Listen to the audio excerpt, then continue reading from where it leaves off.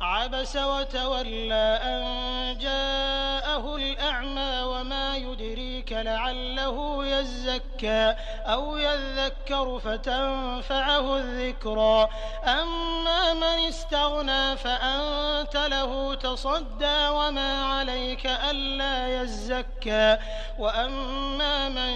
جاءك يسعى وهو يخشى فأنت عنه تلهى كلا إنها تذكرة فمن شاء ذكره في صحف مكرمة مرفوعة